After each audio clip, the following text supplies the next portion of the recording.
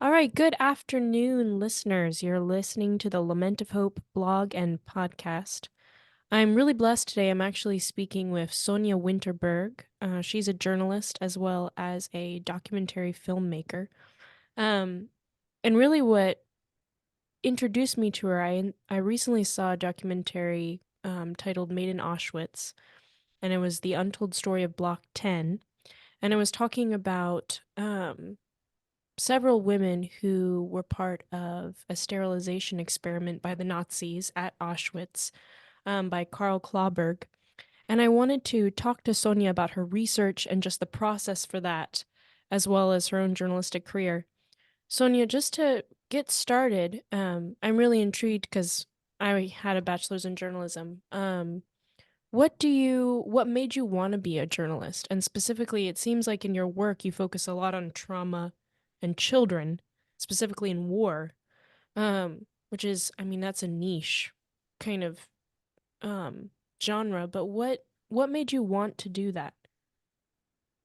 So I always wanted to be a writer. I always wanted to be a journalist because I found it interesting listening as a kid to stories that I was told, mostly by relatives. I had two uncles who worked, one of them worked in the Middle East, the other one worked in Southern Africa. And it all started out by them writing letters to me, and I loved the exotic stamps on the letters. And when they came to visit, they brought exotic things. They had great tales to tell, and it was not all just yeah, easy stories or just fun, but it was they made me think, Hmm. and I became intrigued. I loved to read as a kid, so they made me really think about microcosms or worlds that I was not familiar with. Hmm.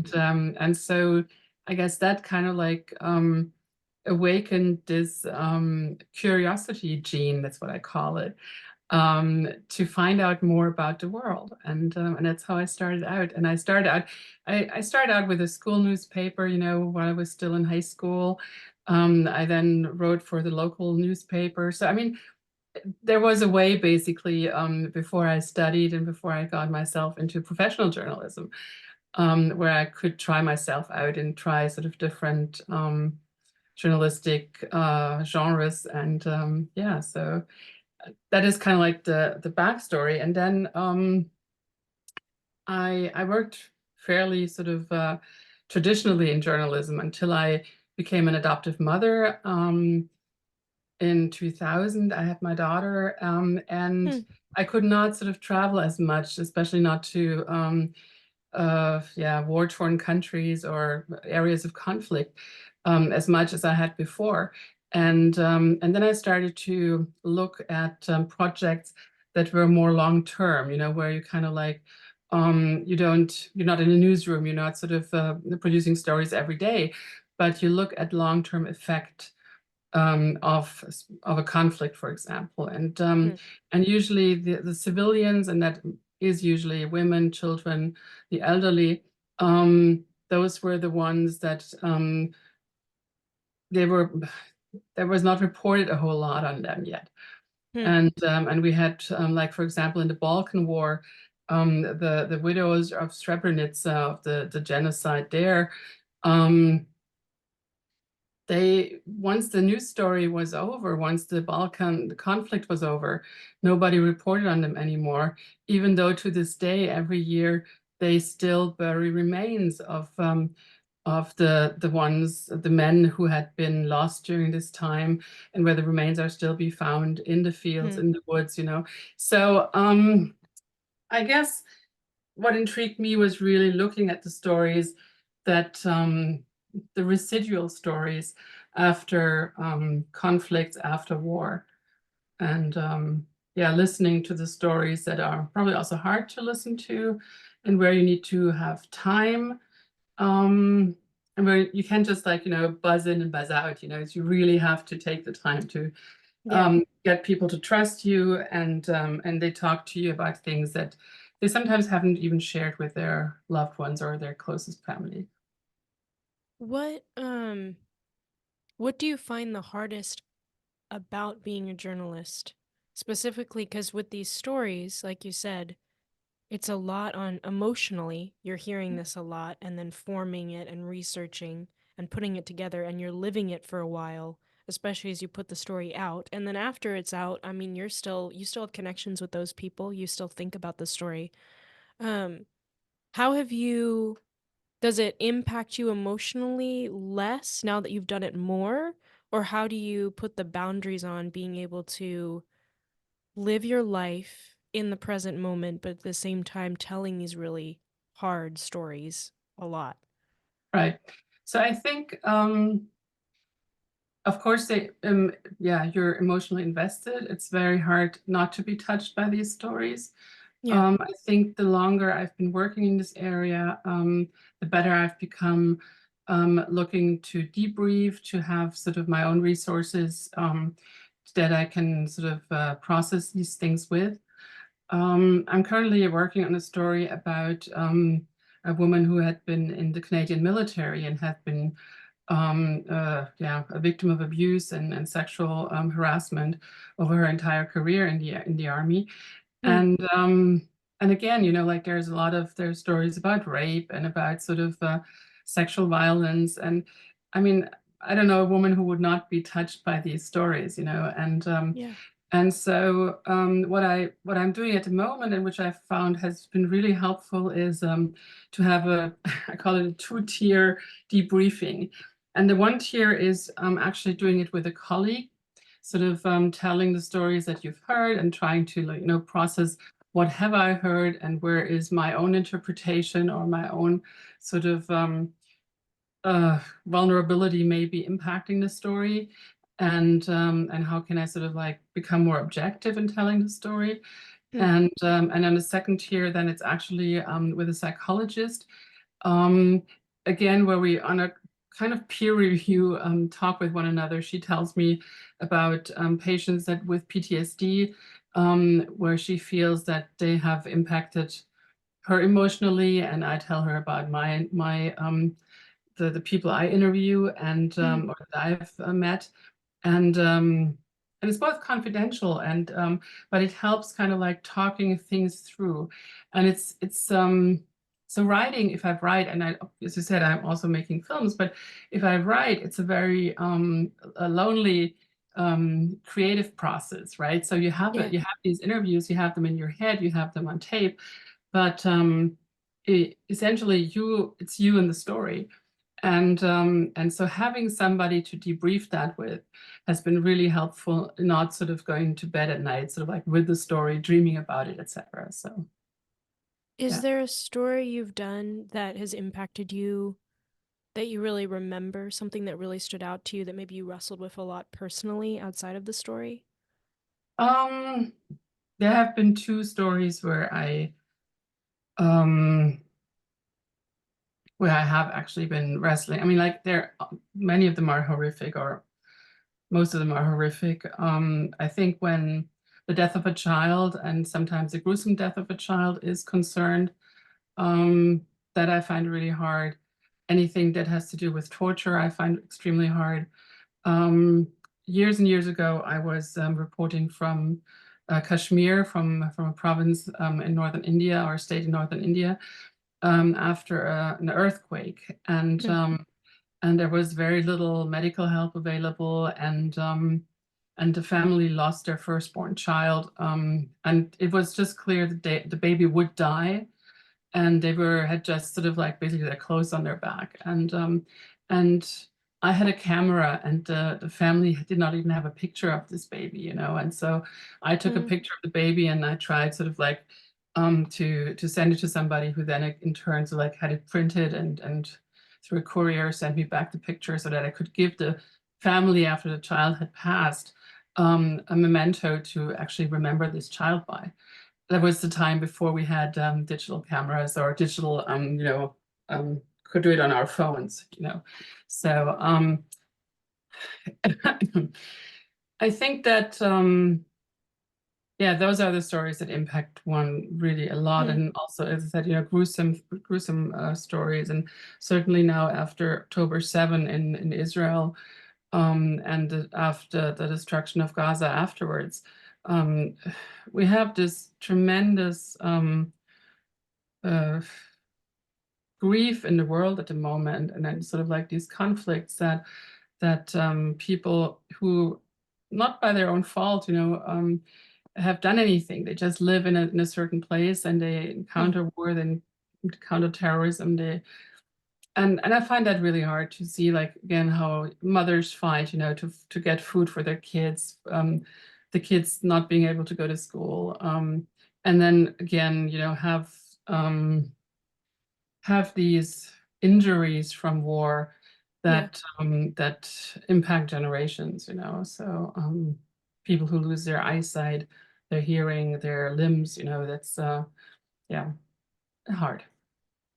Now, do you feel a responsibility as a journalist that you're telling these stories is your desire to be a voice almost for the voiceless in a sense? Because a lot of these people you talk about don't really have an outlet like you do as Mm. easily to express what's going on.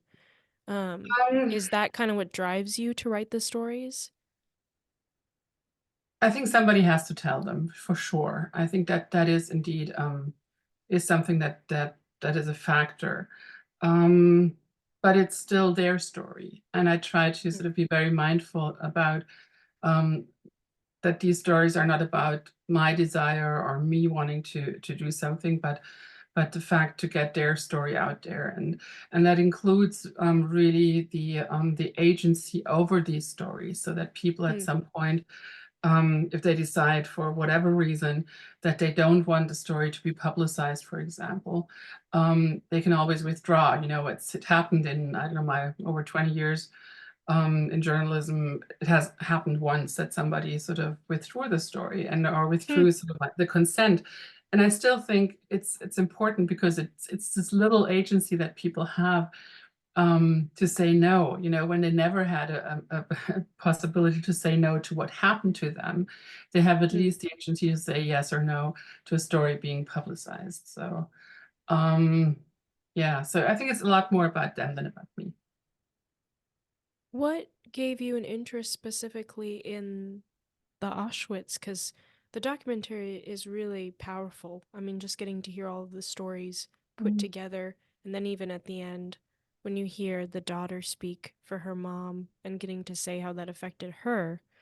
Um, but also, it's such a, I mean, it's not, I guess the Holocaust is talked about a lot, but the sterilization aspect of it isn't really. That was actually the first time I'd heard about it, was on your documentary.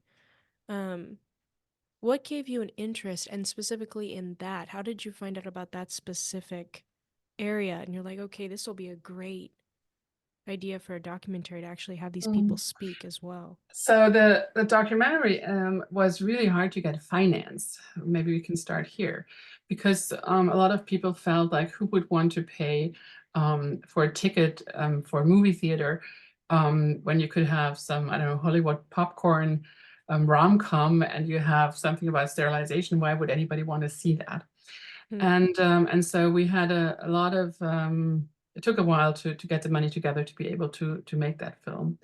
And I got interested in it because I think that a lot of the historic topics, including the Holocaust, is often told about from the perspective of men, men in uniform, um, or the nurse, if we talk about women, but it's rarely about, again, the civilian victims, the women, the children maybe a little more in the Holocaust. But so the story of women who had not been telling their stories after I'd say the 1950s, mostly because they felt nobody wanted to listen anyways, Yeah. I mean, sterilization at the time, anything that had to do with the female body and all these things, that it wasn't something that they were very comfortable sharing. And here they were in their 80s, and 80 plus. And I find it just so empowering to listen to how they managed yeah, to lead a life that was still fulfilling for them, with or without children, but also being able to give them a forum. I still remember this one Dutch woman who said, I'm in this nursing home, and all the people around me have their kids over and their grandkids, and I don't have this family connection because I could not have children. Mm. And it was not of her own choosing, and it was not because some yeah, illness or whatever. It was man-made. And and there was a lot of grief associated to that. And I felt this was something in a time where we are talking about surrogacy and how we can have children, you know, by in vitro fertilization, all these kind of things, that there was a connection, something that connected us in this day and age to their stories. So that was What what intrigued me. How did you find out about it? Did you talk to one of these survivors and were like, "Oh, this would be a good story," or how did Mhm. you find out about it? So there was a book, there was I think a journalist who wrote a book about these stories, but Hmm. he had worked, I think, mostly in the archives, Okay. mostly with stories of women who were no longer alive. And I Oh, wondered if there were still people who were, well, especially women who had survived and were still alive. And I mean, none of the survivors that we have in the film is alive today, so everybody has yeah. passed since. Um, and we found, I think, 6 women across the globe. My co director and I, and these were the women we worked with. And yes, we found them very intriguing, the ways they told us their story, and we felt that this was really important to have these last survivors talk about it.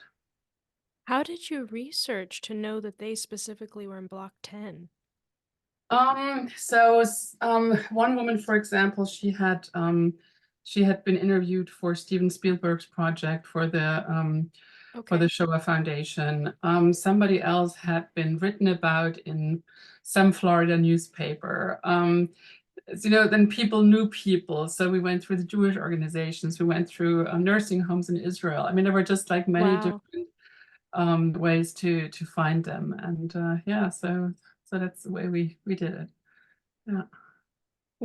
Just so for people who have not seen the documentary yet, can you kind of give a summary of what specifically when it talks about sterilization of the ladies in Mm. Block 10, can you give just a brief summary of what that specifically is talking about? Okay, so we were basically looking at a part, an untold story of the Holocaust and an untold Auschwitz story, where a building in Auschwitz was set up as an experimental station where women, mostly from France, Belgium, Holland, and Greece, Hmm. and it was actually not even women. I mean, they were as young as 14 years old, girls and young women who would be able to have children.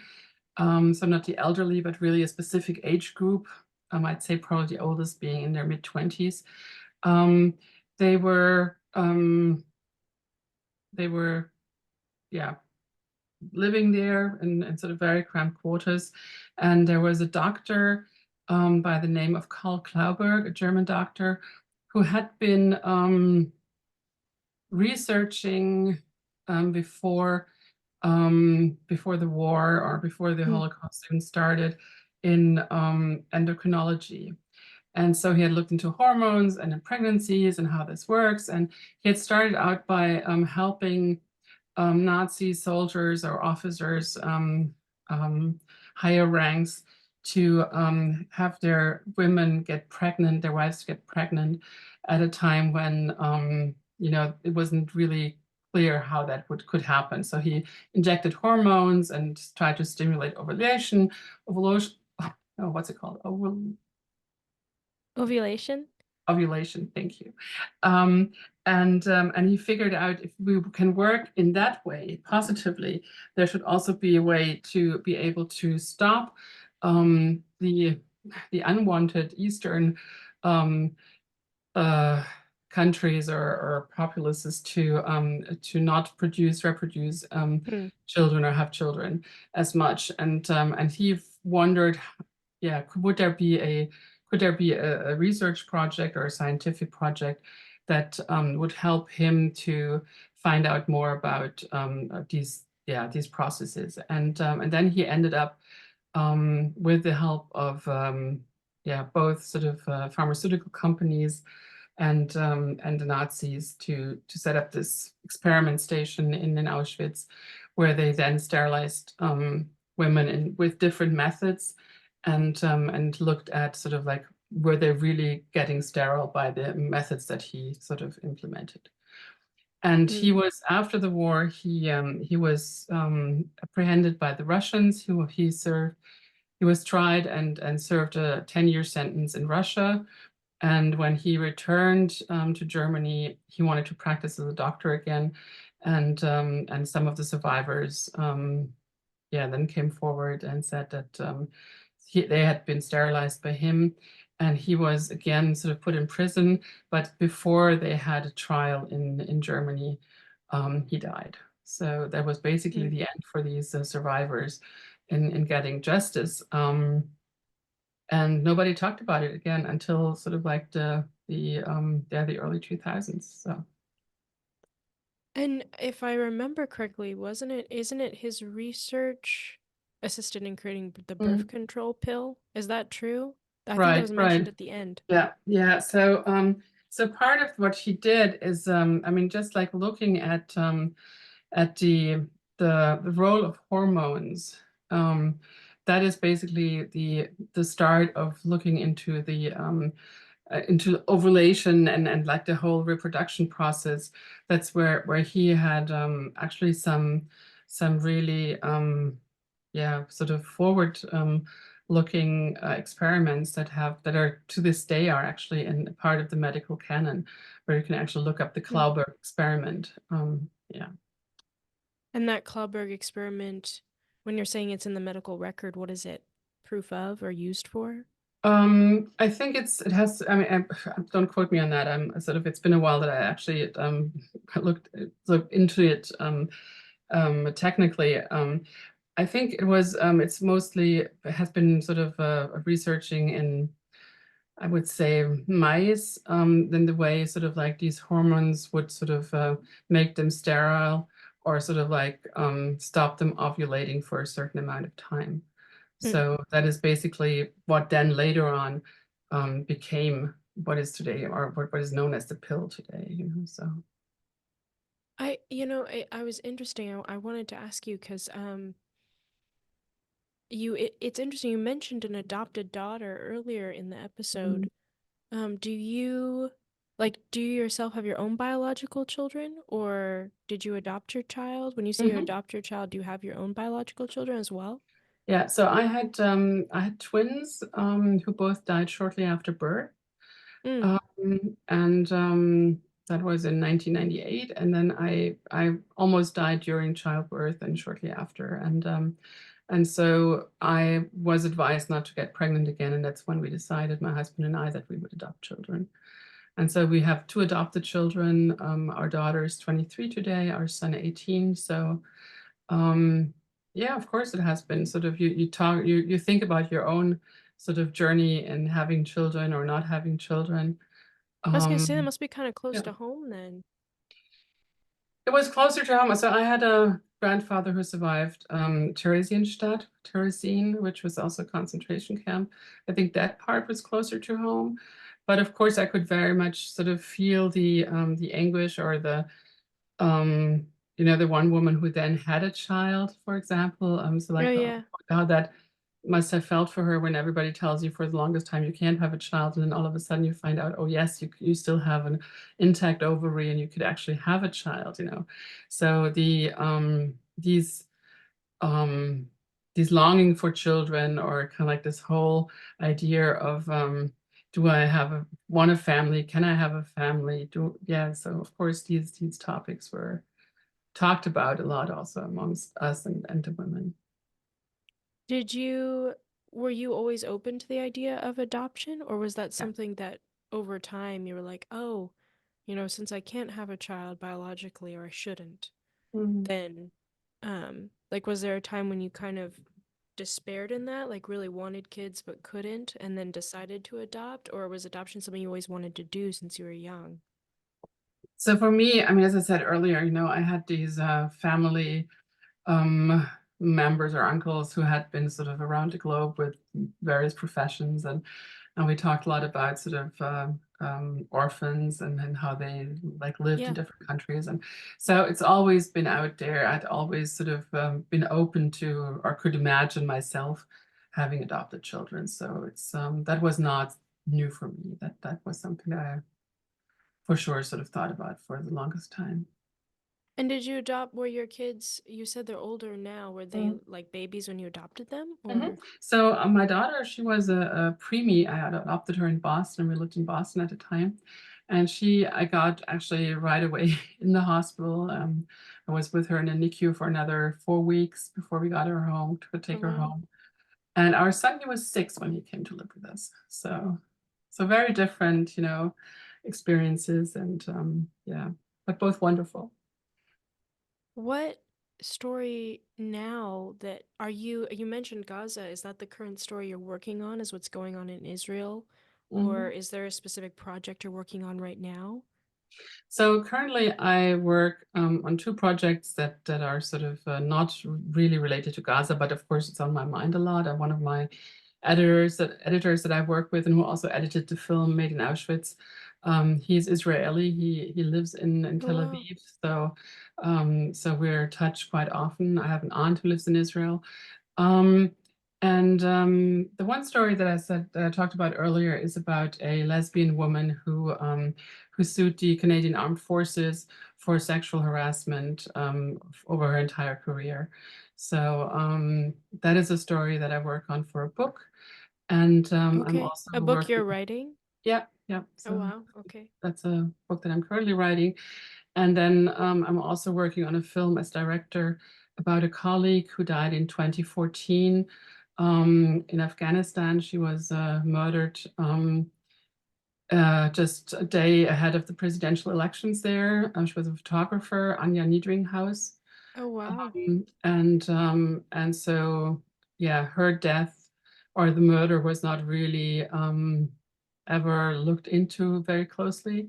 She was an AP photographer, and so the 10th anniversary of that fateful day is coming up, and so that film is what I'm currently working on.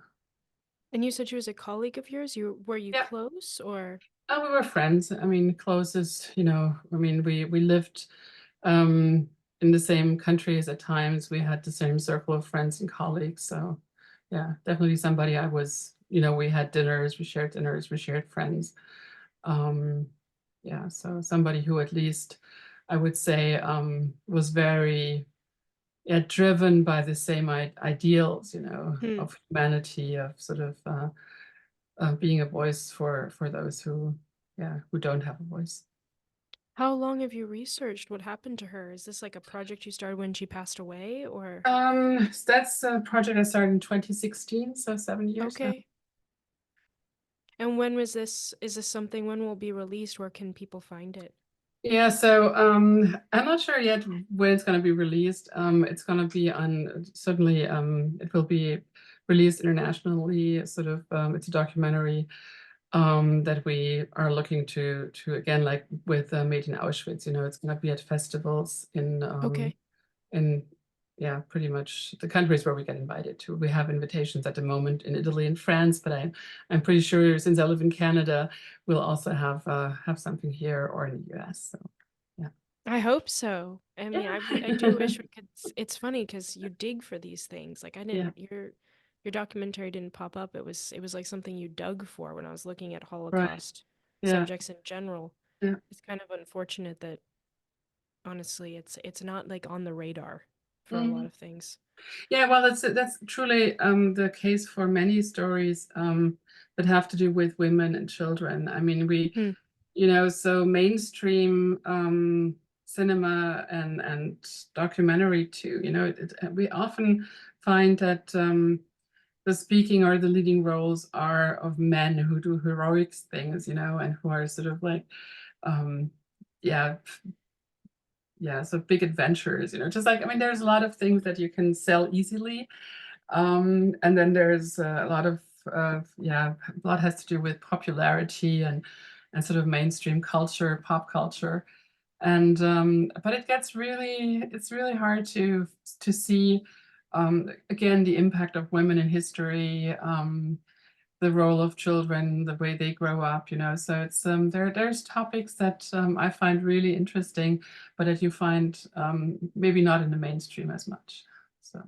What um oh, the question was there. Oh, I was gonna say, does it discourage you at all by the fact that because one thing I've wrestled with, and I mean Mhm, you've done this so much longer, but creating content that you find is important that you want people to see and listen mhm, to in hopes that it will be encouraging or build someone up or point them to a new story or whatever.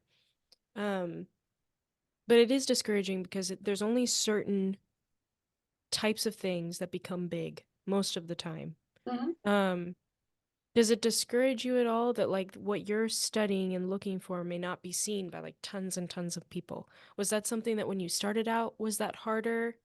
Or did you have you come to it's like, well, it doesn't really matter. It's just getting the story to be told. I mean, how do you kind of wrestle the two things? mhm. Of course, you always hope for a bigger audience and more recognition and these kind of things. But I think that over time, what has been my mantra or the way I look at it is that I want to be able to live um, yeah, from my job. I want to be able to, you know, I don't know, pay my rent and be able to, Yeah. you know, sort of have the time to research and do things. Um, I don't I don't need to be rich. I don't need to be famous. You know, these things are not anything that I'm that I would look into or feel like this is my goal in life. Um, and so, I mean, at the end of the day, I think that the you know if I can help or if I bring forward stories that it can be sort of listened to, heard by, read by an audience. It doesn't matter to me anymore. And that was it was different when I was younger. If it's 5,000, 10,000, or 100,000, you know, I don't feel the difference Hmm. in the feedback. You know, I don't know. I mean, essentially, I write a book and then I give it to the publisher and then it's being published and I see maybe you know once a year how many books have sold or I get sort of yeah you know royalties from a film or something, but it it's more that I when the product is finished, I want to be able to share it with the world, and Hmm. then I get some feedback, and sometimes it's more than on other times, but it doesn't make me happier or less happy, you know, if it's more or less sort of read or heard. And I think that some things they need more time. I have a book out that has been out now for 12 years, and it just came out in English. It's about the Wolf Children of the Eastern Front. That's what it's Hmm. called. And we're going to have the US book launch next week in Colorado. Not next week, actually, this Thursday. I'm leaving for Denver tomorrow. So, and um, and that's nice. You know, you go into a bookstore and you have maybe like 50 people there, and we have another event on Friday in Denver with another 50 people, and um, and then you see that it matters to some people, and you have some interactions that are interesting, and you feel somebody has read a book or it has sort of sometimes there is a story that sort of somebody says, okay, my mom had the same thing happen to me, or I had never known about this. You know, there is this interaction, and that's kind of like what feeds me where I go home and think, okay, it's somebody has sort of gotten something out of it, and um, and that's what you become more humble, I think, over the years. You know, it's sort of yeah, it's not a better or a worse story because more or less people read it. So. Hmm. What how did you get to a place though where you're able to write these stories that you love? I mean, full time, like where Mhm, it's you're pursuing because if I'm understanding correctly, it seems like you have the freedom to just pursue the topics that are interesting to you. mhm, But how did you get to a place where that is? A lot of journalists seem to be where it's a specific, they work for a specific company, newspaper, whatever it is, and they have mhm. specific beats they have to follow and keep doing that. But you're able to kind of combine your love of human rights issues with your writing. Mhm. I think that at the point where as I said earlier, when I looked into these long-term projects, you try to not look at your monthly paycheck, but you look to find money from foundations. You find Okay. somebody who wants to make an exhibition out of a topic that you work with. You look at, so like, can I make a film? Can I make a Mm. book? Can I make a podcast? Whatever. But sort of like what I try to do is really use a topic and give it the maximum attention in the different media realms that I could sort of sell it to, and and that has helped a lot. Really not looking at I have to pay my rent, and that's why I need to work for a newspaper. And when I really felt that of course, I can write sort of articles and just give me 80 words in a specific topic, and I write that, but it's not what I'm interested in. And Yeah. and so getting to that point where I say, okay, I need to plan longer terms. I need to look for scholarships, for fellowships, for research money, for grants. Um, it certainly is more demanding, and you become more of a, also a project manager, and Mm. yeah, you just have to work differently. Um, but it's a lot more rewarding in the outcome of your work. So, yeah.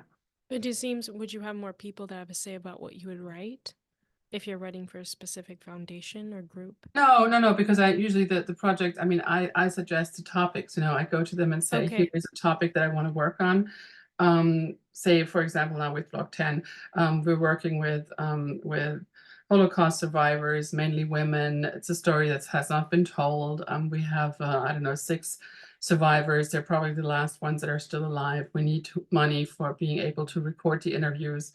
Mm. Okay. So it's really more a matter of yeah, finding the right funding institutions to the project that you want to work on. I don't think I have ever worked for a project where somebody else said, do this for us as a foundation or something. Mm. No, no, I come with the topics, and then we find the money.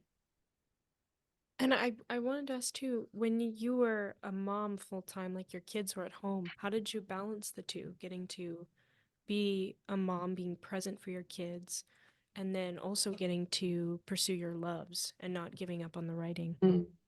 So I think that now that I'm mostly done with my mothering, I would say that maybe I've not been always a perfect mom, so I had to I always struggled with sort of the work-life balance, having a balance between my work and the kids. And the kids oftentimes, my husband is a screenwriter.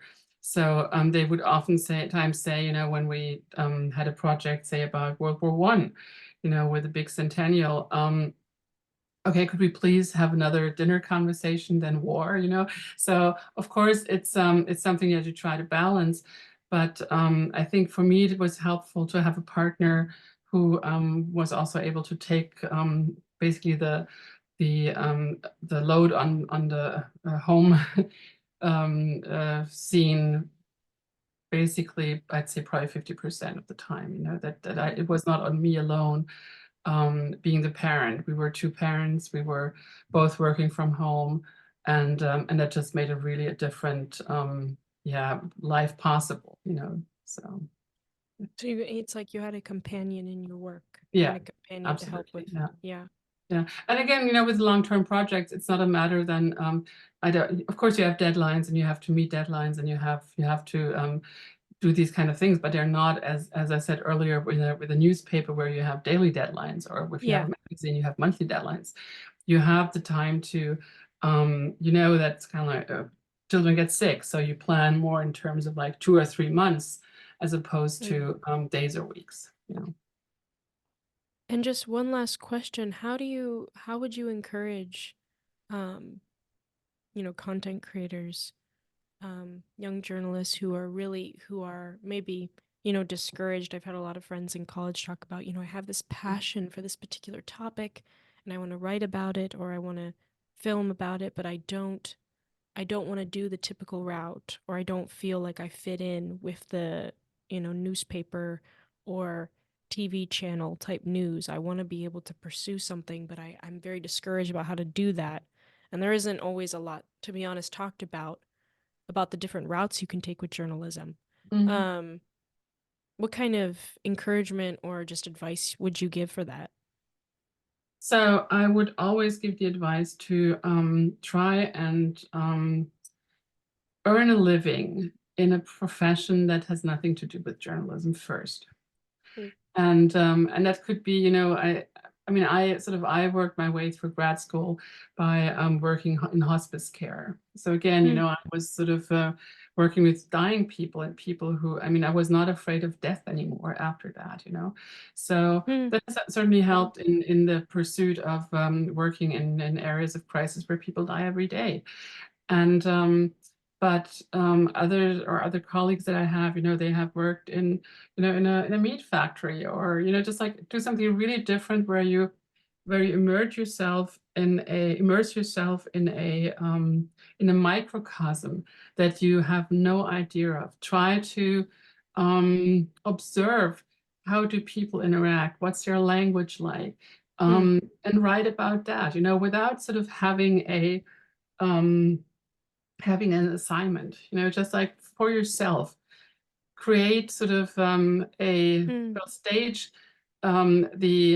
the story, really sort of immerse yourself in that microcosm mm, that has nothing to do with sort of again, journalism, just like and you find them anywhere, you can, so no matter how little the job is, it can be a pizza baker, it can be, yeah, cleaning dishes or whatever, just like there's all kinds of worlds out there that we have no idea about.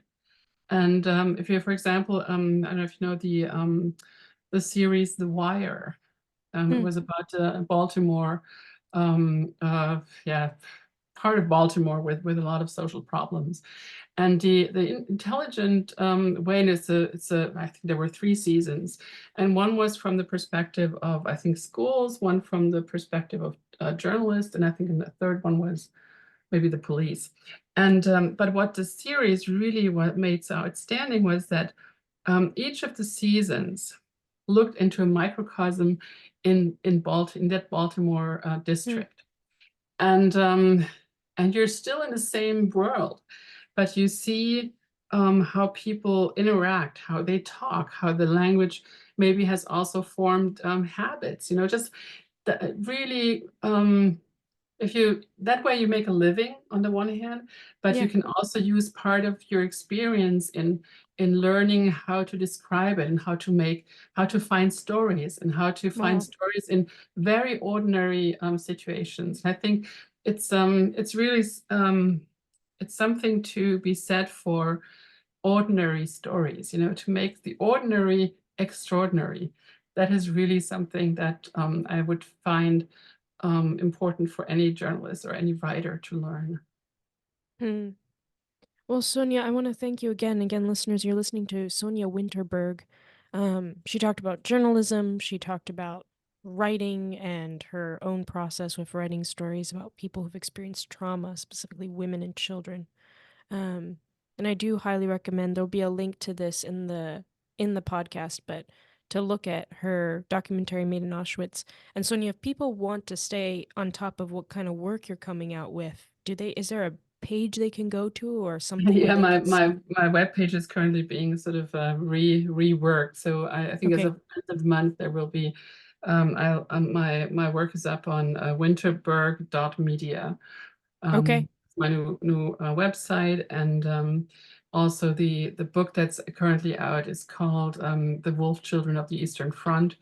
Again, it's not a topic that has been talked widely about, but it's about war orphans after World War II who Hmm. remained behind the Iron Curtain and were essentially saved by Lithuanian farmers. And it's a fascinating story. The book has been out in Europe for more than 12 years now, and I'm so excited to have that book now also out in English. So yeah, And it's just like Amazon and stuff where it's people can Amazon, find it's it. everywhere. Yeah, Okay. yeah. Mhm. All right. Well, Sonia, again, thank you so much. It was a gift, and I'm Thanks for having me. encouraged. It was awesome getting to talk with you. Thank you. And yeah, just to continue on that path.